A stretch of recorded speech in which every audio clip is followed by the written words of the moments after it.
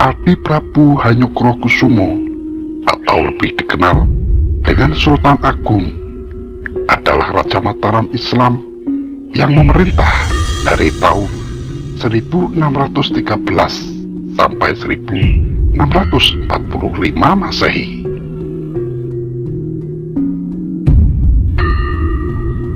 Nama aslinya adalah Raden Mas Jatmiko atau terkenal pula dengan sebutan Raden Mas Rangsang.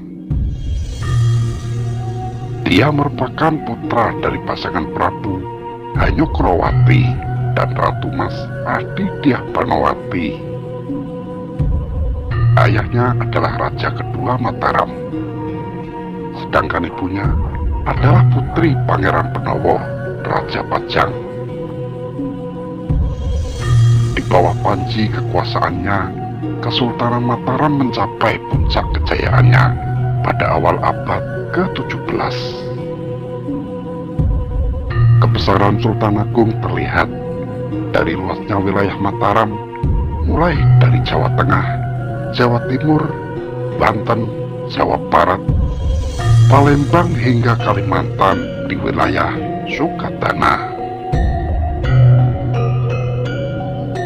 Sultan Agung memiliki dua orang permaisuri utama.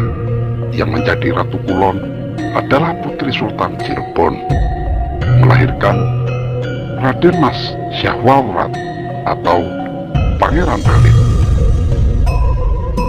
Sedangkan yang menjadi Ratu Wetan adalah putri Adipati Batang, cucu Ki Juru Mertani, yang melahirkan Raden Mas Saidin, kelak menjadi Amangkurat I. Sultan Agung digambarkan berbadan bagus, sedikit lebih hitam dari rata-rata orang Jawa, berhidung kecil namun tidak pesek, mulutnya datar dan agak lebar, tidak tergesa dalam berbicara, namun tegas dalam bahasa dan berwajah tenang. Dia juga seorang yang cerdas. Cara memandangnya seperti singa, cermat dan waspada. Kecerdasan Sultan Agung tergambar dari sifatnya yang selalu ingin tahu. Sang Sultan yang memerintah Mataram pada usia 20 tahun juga dikenal memiliki kesaktian dan kedikdayaan.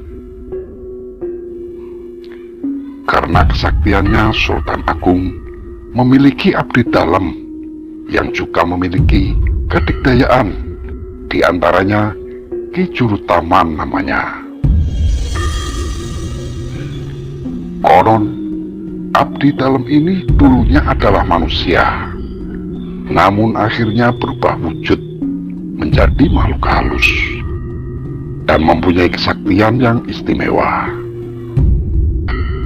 Untuk menaklukkan kerajaan Banten, Sultan Agung menggunakan Ki Juru Taman, abdi dalamnya ini, sehingga Banten dapat ditaklukkan. Alkisah.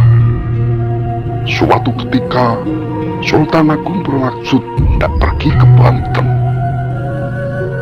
kerajaan yang belum pernah ditaklukkannya.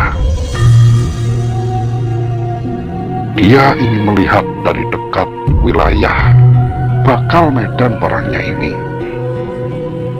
Karena itu, kepergiannya haruslah diam-diam, tidak diketahui orang lain. Sultan Agung memanggil Ki Juru Taman dan bermaksud menggunakan kesaktian abdi setianya ini untuk tugas rahasia itu.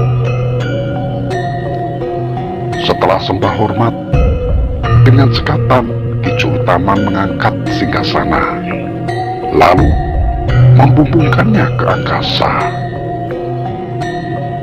Sementara Sultan Agung masih duduk di atasnya. Dengan masih bersinggasana ini, Sultan Agung melesat ke angkasa secepat kilat menuju ke kerajaan Banten. Sultan Agung dengan kesaktian abdi gaibnya ini. Karena dalam waktu sekejap saja telah sampai di angkasa kerajaan Banten. Dari atas awan, Sultan Agung dapat dengan jelas melihat keadaan kerajaan yang jauh sebelah barat Mataram ini tanpa diketahui oleh siapapun. Ketika itu di Istana Banten sedang berlangsung pertunjukan wayang kulit dengan sangat meriah. Turunkan aku ke bawah Ki Jurutaman, demikian perintah Sultan Agung tiba-tiba. Aku ingin melihat wayang Banten. Apakah sama dengan wayang yang ada di kerajaan Mataram? Begitu titah raja yang agung ini. Kemudian Sultan Agung pun diturunkan oleh Ki Jurutaman di pendopo istana itu. Sultan Agung masih tetap duduk di singgasananya, sementara Ki Jurutaman dengan wujud gaibnya berjaga-jaga demi keselamatan sang raja junjungannya. Mendapati seorang priayi yang hadir tiba-tiba di tengah pertunjukan wayang, orang-orang yang ada di pendopo itu terkejut dibuatnya. Mereka heran, bagaimana cara datangnya priayi ini? Apalagi kedatangannya disertai bau harum bagai wangi gunung bunga. Dan yang lebih mengherankan lagi, priayi ini masih duduk di singgasananya dengan segala kebesaran seorang raja. Serta-merta yang hadir menundukkan muka karena pengaruh wibawa dari wajah Sultan Agung yang bersinar bak rembulan. Raja Banten pun datang dengan sikap sangat hormat dan serta-merta menyatakan baktinya, sehingga Sultan Agung menaklukkan kerajaan Banten tanpa peperangan. Karena merasa rajanya akan aman di tempat itu, Ki Jurutaman lalu pergi menemui teman-temannya, bangsa siluman di negeri Banten tersebut.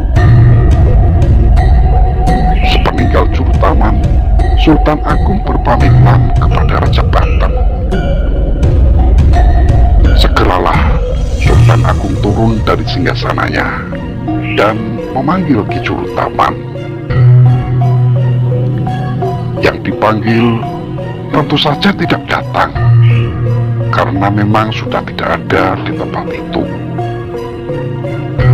Sultan Agung merasa khawatir. Meski sudah memutari pendopo itu berulang kali, Ki Jurutaman tetap tidak ditemukan. Sesudah menemui teman-temannya, Jurutaman segera kembali ke pendopo. Jurutaman terkejut melihat junjungannya tidak berada di tempatnya lagi, kecuali tinggal singgasananya saja. Dia mengira Sultan Agung telah kembali ke Mataram seorang diri dengan sangat cepat. Segera saja Jurutaman menyusul rajanya ke Mataram dengan menjunjung singgasananya itu. Melihat singgasana Sultan Agung tiba-tiba hilang lenyap dalam sekejap mata, Sultan Banten serta rakyatnya terkesima. Seakan tak habis pikir, Sultan Banten dan rakyatnya merasa heran. Bagaimana seorang raja mampu datang secara tiba-tiba dengan singgasananya dan pulang dalam sekejap pula. Sejak itulah Kesultanan Banten menyatakan takluk atas kelebihan dan kesaktian Sultan Agung. Sebelum wafat, Sultan Agung meminta agar Ki Jurutaman untuk menjaga Gunung Merapi agar kawula keturunan Mataram terhindar dari ancaman gunung api tersebut. Sultan Agung juga dikenal sebagai pemimpin yang tegas dan keras, terutama dalam menegakkan hukum. Sebagai contoh, ketika putra mahkota berbuat serong dengan istri Tumenggung Wiraguna, yaitu seorang panglima perang Mataram, Sultan Agung menghukum putranya sendiri dengan mengusirnya keluar dari keraton. Sultan Agung juga menerapkan hukuman kepada para tahanan dan siapapun yang dianggap bersalah, sehingga Sultan Agung menimbulkan rasa takut bagi rakyatnya. Meskipun menurut dia pengawasan yang keras lebih baik daripada menimbulkan rasa takut, dia menerapkan dua pilihan bagi para tawanan Belanda: dibunuh atau disunat. Sunat atau khitan merupakan hal yang sangat asing bagi orang Belanda, sehingga tampak sangat mengerikan. Meskipun demikian, Sultan Agung tidak segan-segan memberikan maaf jika terbukti tidak bersalah. Sebagai seorang Muslim, Sultan Agung adalah sosok raja yang saleh dalam pandangan pejabat kerajaan maupun rakyatnya, bahkan dalam pandangan orang-orang Belanda. Berbeda dengan para priai kebanyakan pada waktu itu yang melekatkan agama hanya untuk kepentingan politik, Sultan Agung secara rutin pergi ke masjid yang diikuti oleh para pembesar kerajaan. Ketika hari Jumat, Sultan mewajibkan seluruh rakyatnya yang laki-laki untuk berduyun-duyun pergi ke masjid. Sejak pukul 9 pagi, Sultan sudah berangkat dan selalu menanyakan siapa saja yang tidak hadir, beserta alasan ketidakhadirannya di masjid. Sultan juga merayakan hari-hari besar Islam, seperti Idul Fitri, Idul Adha, Maulid Nabi, yang kemudian memunculkan budaya grebek dan sekaten. Seorang raja atau pemimpin menjadi sangat berwibawa dan berkarisma, tidak hanya karena kekuasaannya, tetapi keteladanannya. Dia memberikan contoh nyata bagi rakyatnya, tidak hanya sekedar memerintah. Sultan dikenal sebagai sosok yang sangat taat pada aturan-aturan Islam jauh sebelum pemberlakuan tarikh Islam. Bahkan semakin taat seiring dengan bertambahan usianya.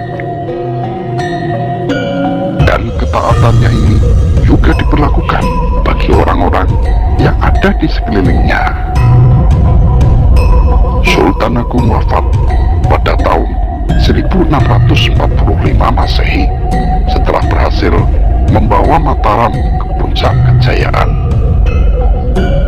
Hingga akhir hayatnya, dia tetap tidak mau berdamai dengan VOC, meskipun ada tawaran untuk itu.